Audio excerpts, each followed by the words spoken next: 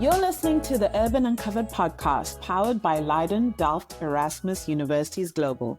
I'm your host, Mandipa Ndlovu, and we're here to explore the most pressing issues that shape our cities and communities today. Join us as we delve into the minds of experts, covering innovative solutions and insights that will help pave the way for a greener, smarter, and more sustainable urban future.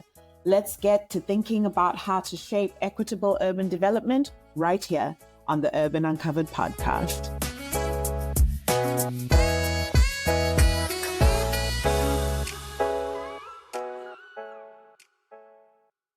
I'm your host, Mandipa Ndlovu, and today we're delving into conversations on just and resilient urban systems.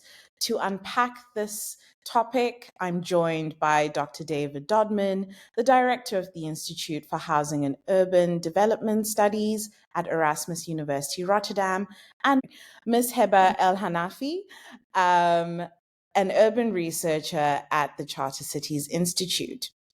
So I'm very privileged to be joined by these two voices that are not only working as academics, but also working and have worked previously as practitioners on the ground. So as somebody that's always been interested in justice, I'd like to hear from both of you. It doesn't matter who decides to take a stab at this first. A just urban system, right? From my understanding, it seeks to address historical and systemic inequalities that may have marginalized certain communities, if I'm correct in my understanding. And it strives to create a more inclusive and equitable urban environment where everybody can thrive and enjoy a high quality life, right? But achieving this is difficult. And it takes many actors. I'd just like to know from your experience, and if you could give any brief examples, which actors are the most important to engage when working with just urban systems? Are we talking government, community organizers, businesses? Who do we look to create these systems? These questions about justice are pretty fundamental in cities around the world, because cities are in many ways one of the highest expressions of human society, of human civilization. And what happens in cities really does shape such a great amount of the human experience. And if we're trying to achieve more just societies, then cities are going to be central, because this is where we have the contest over resources, where we see the most fundamental changes in relation to the physical and natural environment, but also where there's this great potential for people to come together and to achieve new and significant things, new innovations, things that can really improve the quality of life.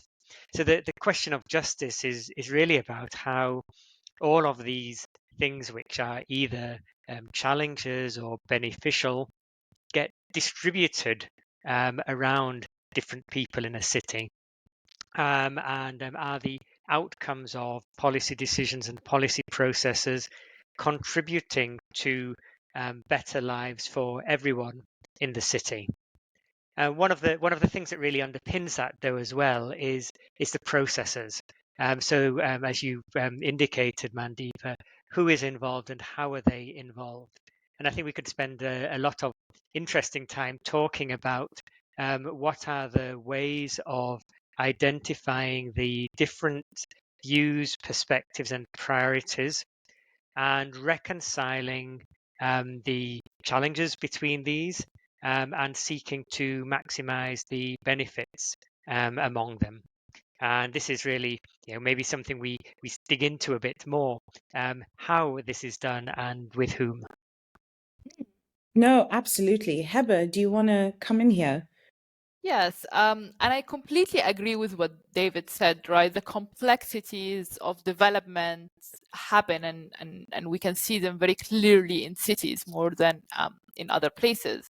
And when I think about development, or when I think about just urban systems, I always think of it as both of a top-down and a bottom-up processes, where as much as we want to focus on communities, we also understand that the change will not happen and will not be sustained if the policymakers are not on board, if the policymakers are not involved from the first get-go, if the private sector is not involved with the resources, especially in Africa, where you need that resources to build that sustainability and infrastructure. So yeah, I think of it as both of a top-down, bottom-up, involving all the stakeholders. But there is, of course, a lot of more complexities and nuances on how you can actually do that. So it's very easy for us to sit back and say, yeah, let's involve everyone. But how you actually do that and how you make sure it's effective and it's sustainable, these are the actual real question that you need to ask yourself when you're doing things on the ground. No, absolutely. I agree. And I don't think we can speak about anything as being a homogeneous process. Everything is complicated and everything is interlinked.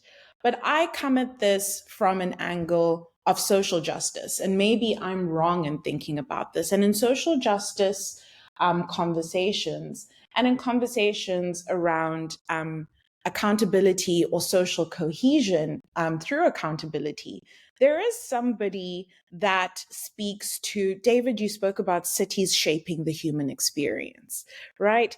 Who is responsible for delivering the distribution of these resources or processes and priorities? Is it the policymaker, Heba, like you said, or is it the private sector that has to work through public-private partnerships with the government to achieve this? When we think of just systems and just urban systems, who has the agency to affect this justice? Is it the community? Is the burden on them? It's a tough one, isn't it? I'm really swinging for it. It's a really tough it's a really tough one to tackle, because if you look at Heba, I'll go for you here.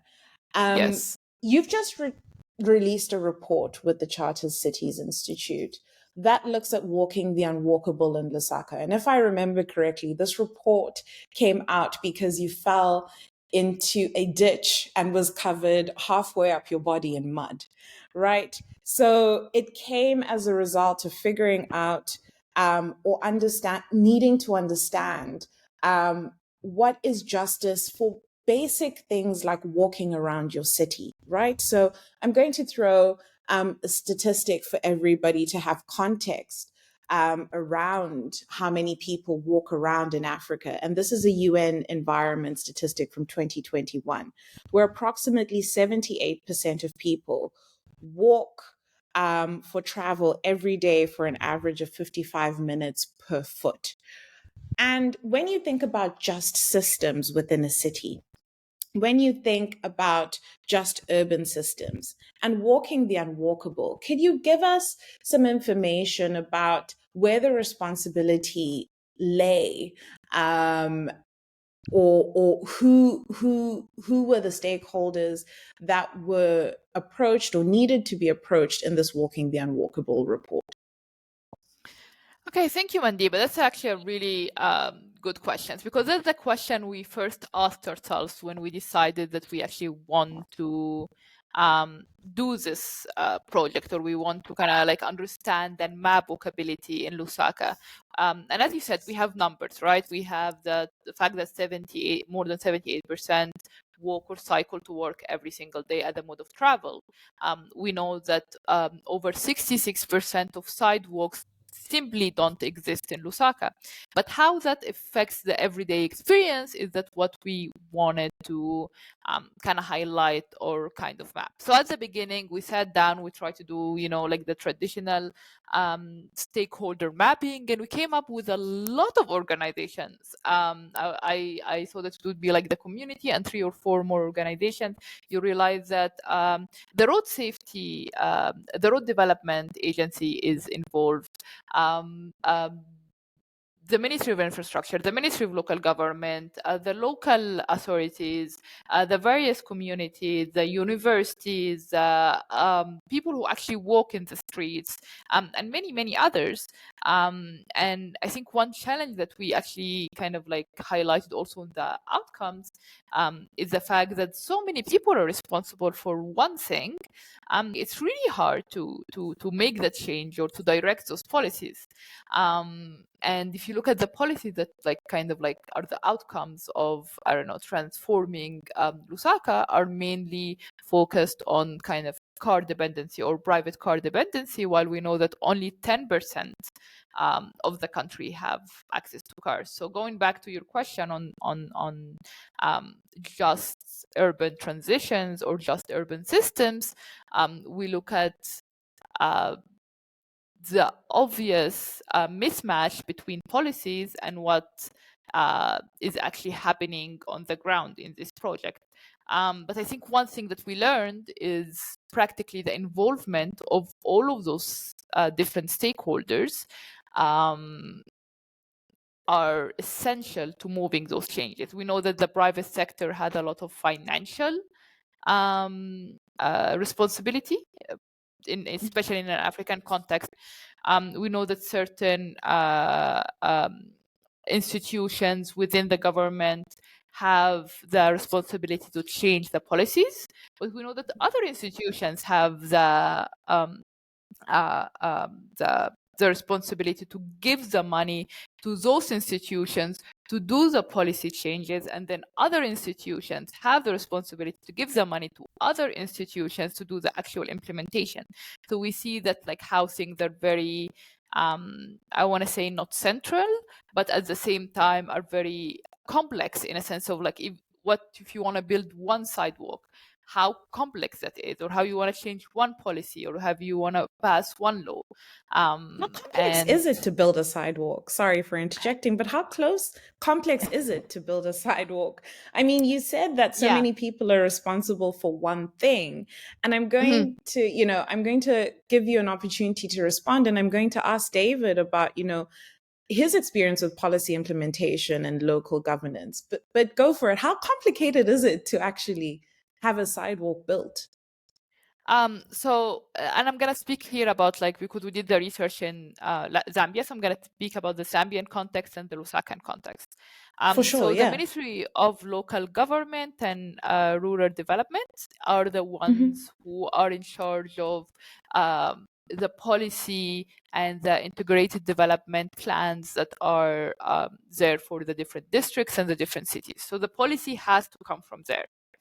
The implementation of the policy comes from different institutions, and that include the Ministry of Infrastructure and Housing, the Ministry of Transport, and the Road Development Agency. And those three institutions, which don't talk to each other as much as we would like them to, are in charge of the implementations. But they can't really implement without having to go back to the local authorities. So Lusaka City Council has to approve all of the implementations or all of the interventions everywhere. The Lusaka City Council have no or have very little financial capacity. So at the end of the day, they have to prioritize certain things. This is practically just paving a sidewalk. And sort of the like organization that needs to come together to pave one sidewalk that is, I don't know, 1 meter or 2 meter wide. So the complexity of this is practically what govern our cities every single day and what govern our sidewalks. So essentially, it's a fragmented system with no strategy. That's essentially what I'm picking up from this. David, are there any strategies that you've seen work in other local governments in Africa where policy implementation and local governance are concerned in terms of shaping urban environments? I mean, this is very concerning to hear. How do we create just systems if we don't even have cohesion within our local government structures and within national ministries and how they speak to those local government structures and the financing thereof? Is there anything that you've seen work? Well, the sidewalk example is absolutely a brilliant one because it highlights the hidden complexity that exists in so many urban systems. We have and should have regulations about road widths and setbacks. We shouldn't just be able to build a new sidewalk that takes over somebody else's private property. The design and construction need to take into account vegetation, drainage, all sorts of things. So because of this complexity, I think it really highlights the need for strategic approaches to urban planning and urban expansion, where it is so much easier to put these things in place in advance of urban spatial expansion and urban growth than to try and do it retrospectively. And this retrospective application of standards and facilities always comes with a lot of challenges. The way that it seems to be dealt with most effectively is where there is a joint agenda setting by the relevant groups within the city, citizens groups, representatives of all kinds of organizations, many of whom are excluded from decision making. So if we're talking about African cities, let's think about all of the economic activity that takes place on the sidewalk. Let's think about the informal vendors selling fruit and vegetables. Let's think about the barbers and hairdressers. Let's think about the service providers, providers of small services, all of whom use the sidewalk or the side of the road as a critical part of their livelihoods. And let's face it, as critical elements of what makes the urban economy function as a whole. But many municipal governments treat the people who use the sidewalk as an economic space as a nuisance to be removed, as not worthy of consultation. Rather than involving these groups, many of whom also have their own organized representatives. Sometimes they're fragmented, but very often there are organized groups of street traders or waste pickers who can be meaningfully involved in setting the agenda and in working out some of the complexities.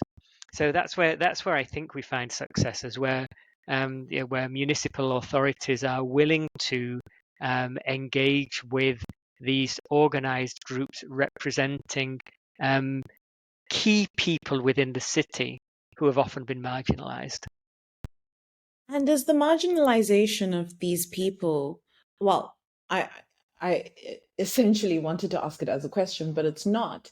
It's a statement of fact. The marginalization of these people has often been systemic.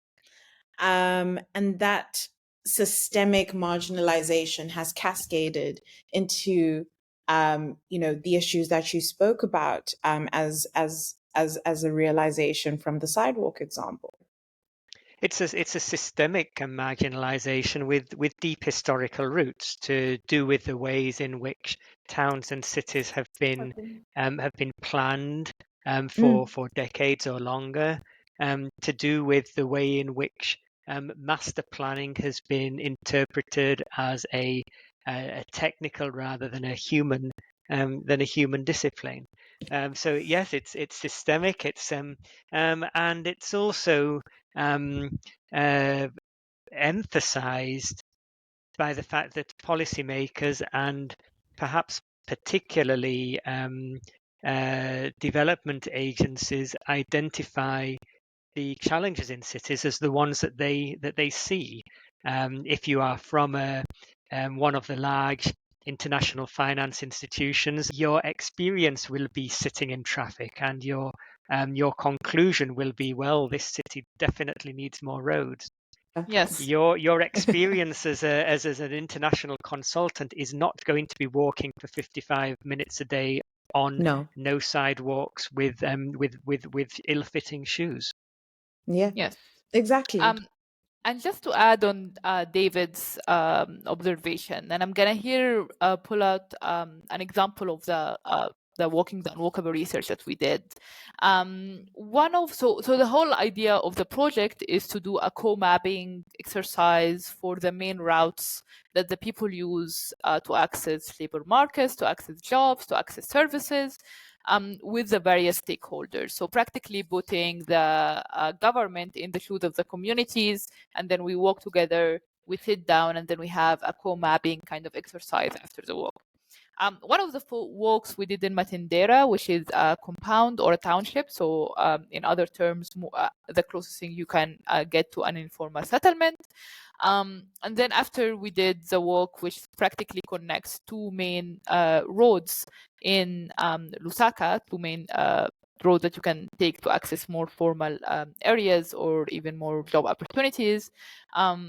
After we sat down to do the co-mapping exercise, on the government side, there was a lot of focus on we haven't seen one sidewalk.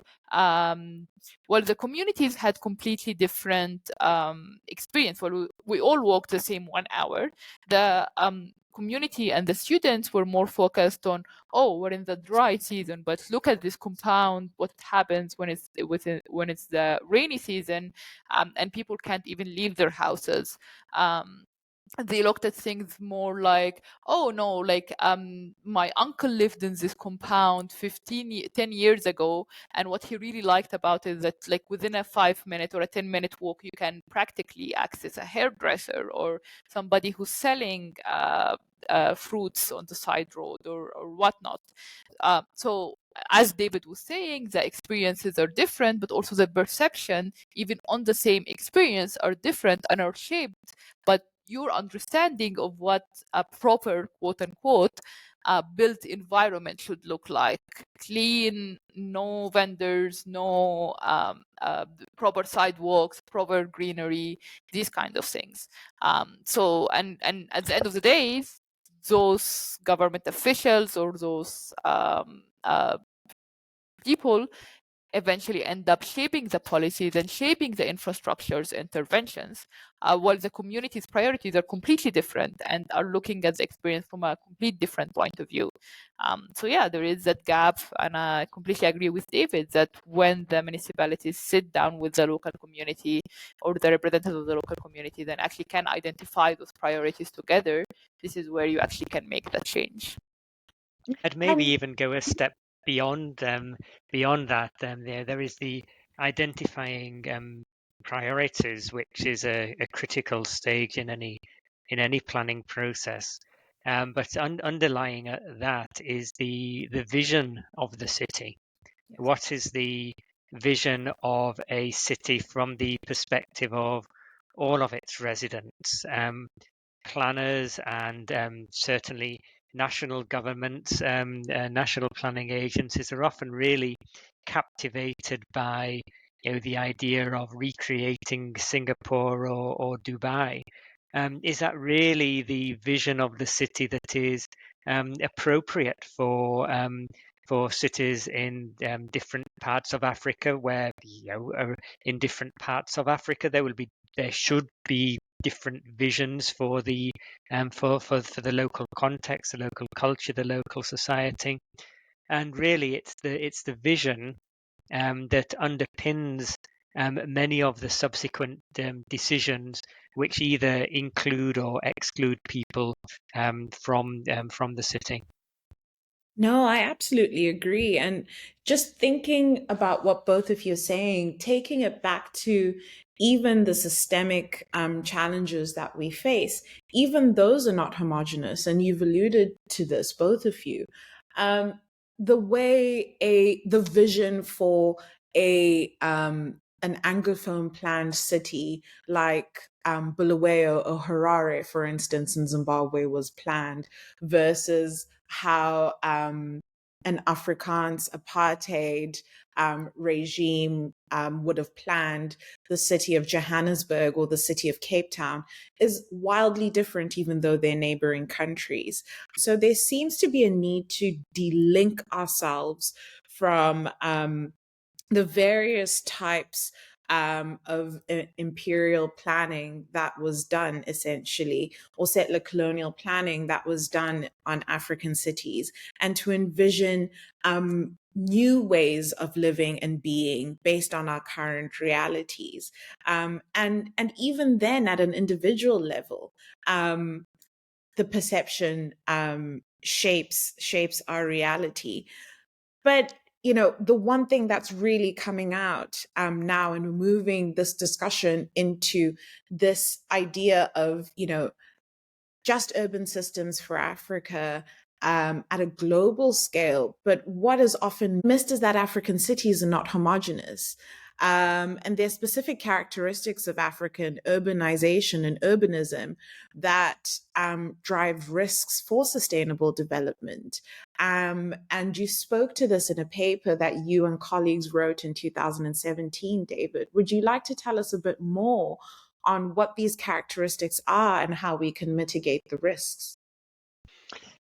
I'm a little tentative about beginning to focus with the risks, because I think that the opportunities are also significant, and we're thinking about World Cities Day, and we're thinking about the ways to make cities better rather than the myriad challenges that they face. I think it's helpful to consider some of the underlying characteristics which maybe create both risk and opportunity.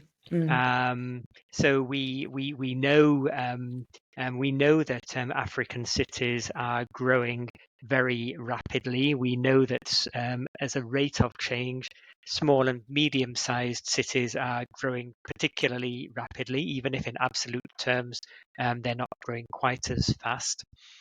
So we have a risk here that there is an expansion into vulnerable ecological regions or hazard-prone locations, but we have an opportunity to guide that pattern of urban development. And I think maybe one of the big problems has been ignoring or hoping that this kind of urban growth will not take place when it is in many ways inevitable, rather than actually planning proactively to guide where that spatial expansion might take place. We know that African cities retain strong links with their hinterlands, with other cities in the same countries, in cross-border regions, and between urban and rural areas, in terms of circular migration, in terms of the circulation of money and remittances. So then this is often posed as a problem. Whereas what are the opportunities for making the most of these human and financial linkages between urban and rural systems? We know here in Europe there's a huge resurgence of interest in farmers' markets, in local food economies. Many of these things are very well developed and could be so much better with support rather than being seen as being a problem. We know that African cities are young. We know that the demographic profile is of a very much higher proportion of people aged under 25 or even under 18. Posed often as a challenge, how will we educate this youthful population? What is this youthful and perhaps underemployed population going to mean in terms of social stability? But we should be seeing what's the potential for this.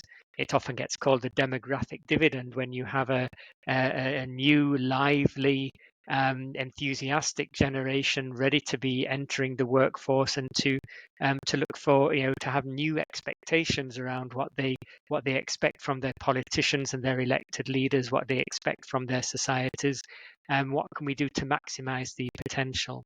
So those are a few things. There are many more, but these are some of the things which actually are fairly fundamental characteristics of many African cities, often posed as being risks, but also need to be seen as how can we maximize the opportunities that come from them. So it's really about a mindset shift that you are pushing for. Am I hearing you correctly? I'm all in favour of mindset shifting. I'm also all in favour of the necessary resources to make those mindset shifts a reality. I think that while there is the idea of the vision of the city, the mindset of urban residents and of urban officials certainly does matter immensely.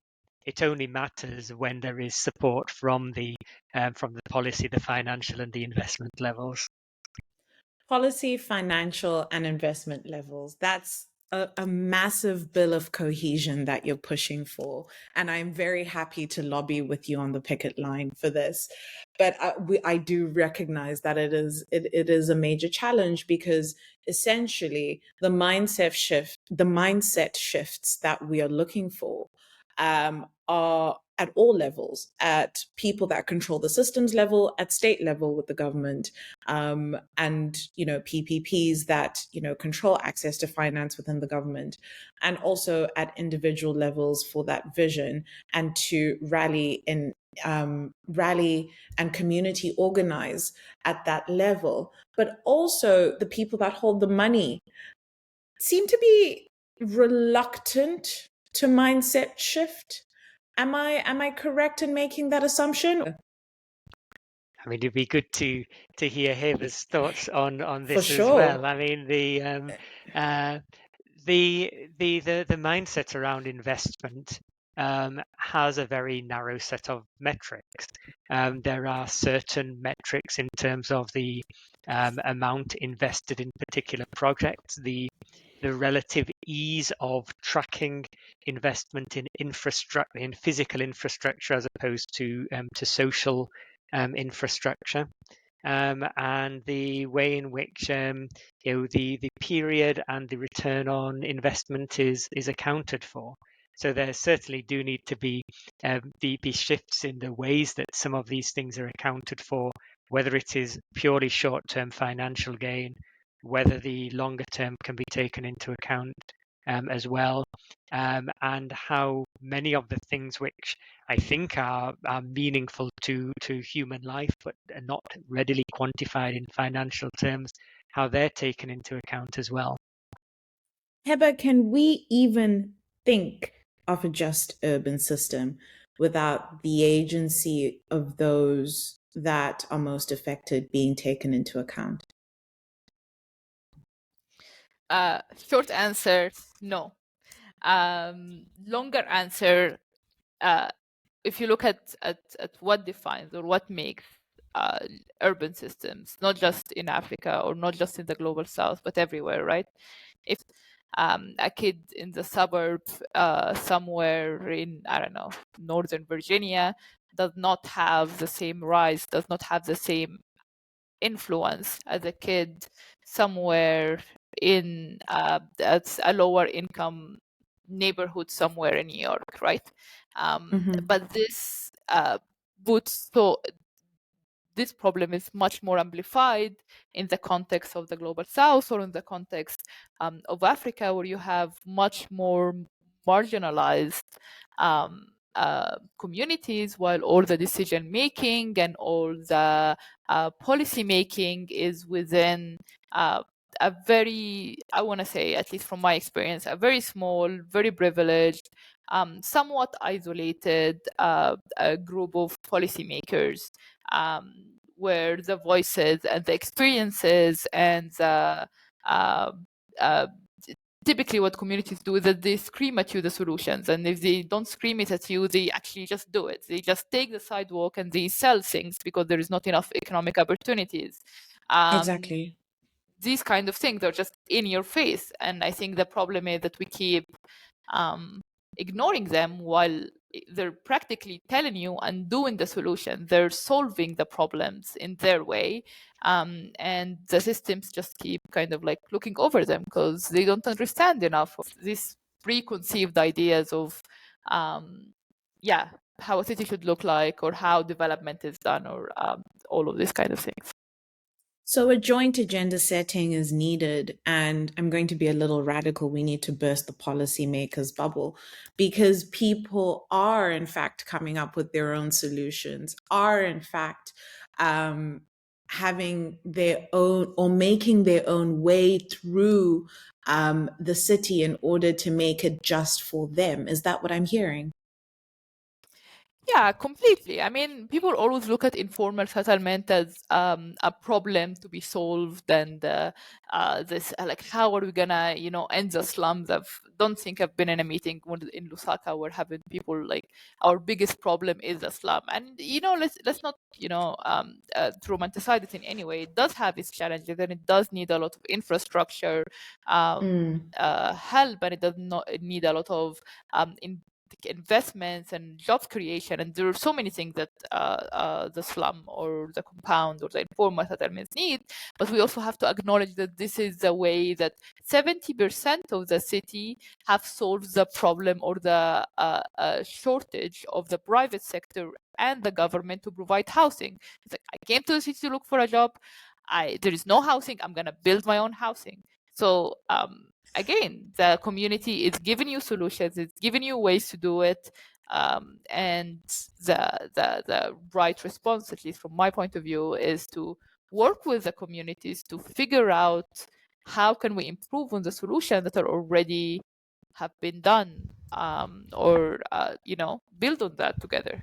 The problem is that we keep ignoring it, and again, building our own expert solutions, right? And Yeah, there's so so many you. examples of where that's been done well. I mean, there are so many examples where artisanal builders have come up with new construction methods which are appropriate, um, which are affordable and appropriate, but that don't meet formal building regulations. So there's a need for flexibility. Of Exactly. course, building regulations and standards are really important. People need to live in homes which are safe and comfortable and affordable. But building regulations and standards that are very often based on building codes imported from elsewhere, very often based on building codes that would never have been affordable for the majority of the population to meet, are not going to solve the housing problem.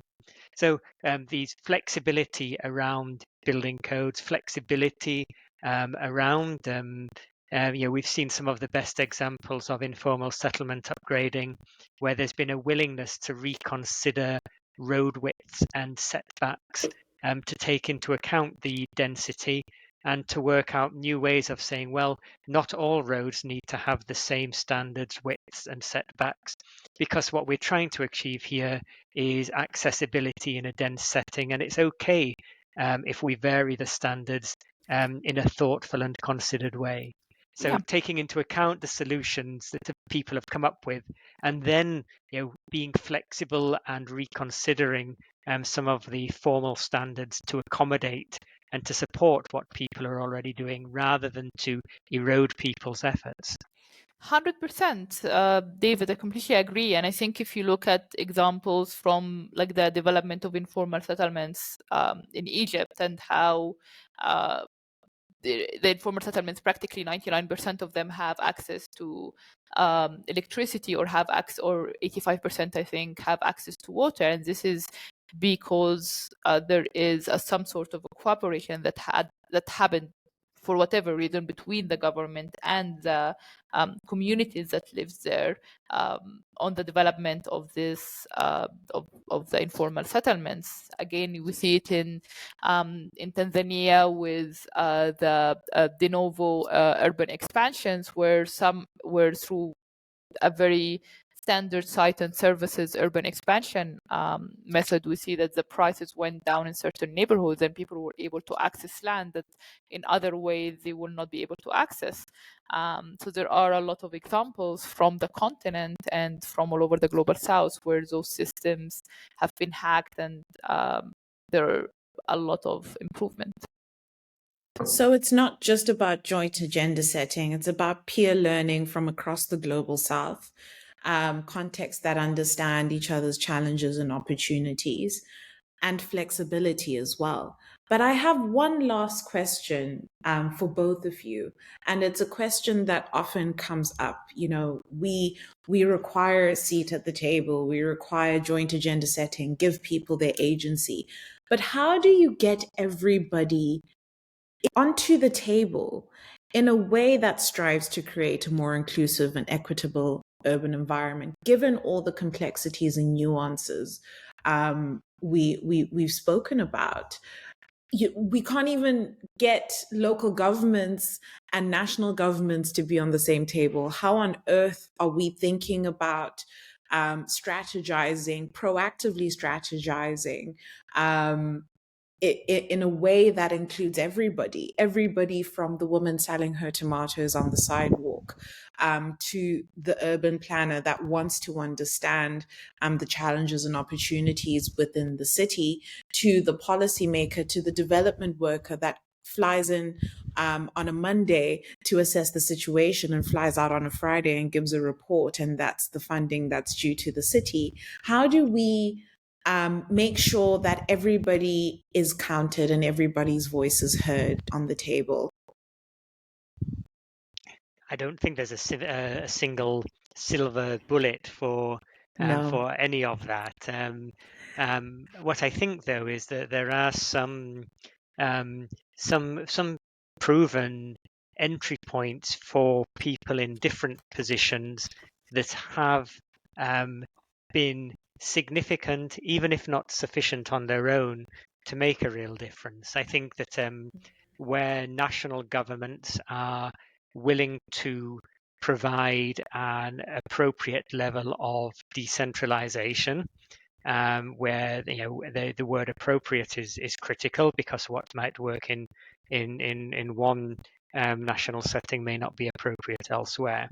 But an appropriate level of decentralization where decisions are made that affect people close to those people, and where there is an associated devolution of financial responsibility to tie with that. I think that's critical from the national level. I think when we see real leadership from mayors or other elected officials, it can make a real difference. There are plenty of good examples where mayors have deliberately gone out themselves, been perhaps, even while recognizing the constraints of their position, gone out, engaged very deliberately with citizen groups and with communities to listen and engage with concerns. I think when community groups recognize what the municipal and national authorities can and cannot do and make demands accordingly. This is a very tactical element about how grassroots organizations affect change. If there is a recognition that the resources to make fundamental change in a demand for immediate citywide coverage with mains water is not going to happen in many African cities. The resources to enable that aren't there. There's no point in making that demand, but making a demand for changing policy systems to increase access and decrease the cost of water, which may or may not involve large-scale water reticulation networks, might be an entry point for negotiation. So I think there's a lot of different tactics that can be employed at different levels, and none of them on their own is going to be sufficient. But that doesn't, I don't think that means that these key people, these key institutional actors, shouldn't be trying to do some of the things that we do know have contributed to positive change. Absolutely. Heba, do you want to give some of your entry points? Yes. So I completely agree with David when he said different entry points and different strategies. And I think and I'll use some of the work that we've been doing for the past year and a half here in Lusaka. And I think what's been successful for us is different strategies for different stakeholders. For instance, I know that in in governments or in ministries, I know that I need to have a champion there who believes in the work that we're doing and wants to contribute. Who, when I send a request to the ministry for help and whatnot, or participation in a workshop or whatnot, I know that I can, for instance, call that champion, and they will quote unquote get things moving. I know for students it's a bit different, because you need to make sure that they don't have classes, or you need to make sure that you provide the transportation money for them to attend the workshop or to participate in your project, or for them to do anything. For community, this is also different, because let's look at a woman who has a kid, how she's gonna leave that kid to come to the meeting. So you have to accommodate that and provide for that. So my kind of experience has been different strategies for different people, knowing that participation for especially the marginalized groups is a burden. Leaving your work to participate in a 2-hour meeting about agenda setting or whatnot is usually very challenging for those groups, and then you have to accommodate that, and you have to work around all the needs and all the priorities of those people to be able to actually be part of the project and really have effective participation. Because there is a lot of projects that are funded by a certain, I don't know, by external donors or whatnot, that requires this level of participation, and the way it end up manifesting is through very kind of very not so deep participation, where just okay, we make sure that we had a meeting, we had everyone, we listened to everyone, and those are the outcomes. So how to actually make participation and make a true inclusive dialogue, I think that's remains challenging, I want to say. It is, and it is very clear from this conversation that even the experts, the people that work within just urban systems every single day, do not have the answers. But what is very clear is that achieving just urban systems requires strategy, tact, appropriate devolution, urbanism, education on efficacy so that the appropriate demands can be made, varied strategies for varied stakeholders. And this is the only way that we can achieve appropriate collaboration from actors. And all actors need to be involved. There's no one quick fix. There's no one actor that holds the key. And I think that's important in understanding the processes behind just urban systems to affect the outcomes. I would like to thank you so much, both of you, for this amazing conversation. I've had a really good time. I've learned a lot. I structured my thinking differently. You've pushed the needle on the conversations around just urban systems, which was the point of this conversation. The point of this conversation was not to have the same conversations that we have at conferences or at high-level panels. It was to dig a bit deeper into the issues that we have and that people are facing every day, and the challenges that we face as practitioners in the space. And hopefully this conversation will inspire somebody listening to step up and work on some of the entry points that we've discussed. I'd like to thank you both. And this has been the first episode of The Urban Uncovered. I'm your host, Mandipa Ndlovu. Join us again for our second episode. Thank you.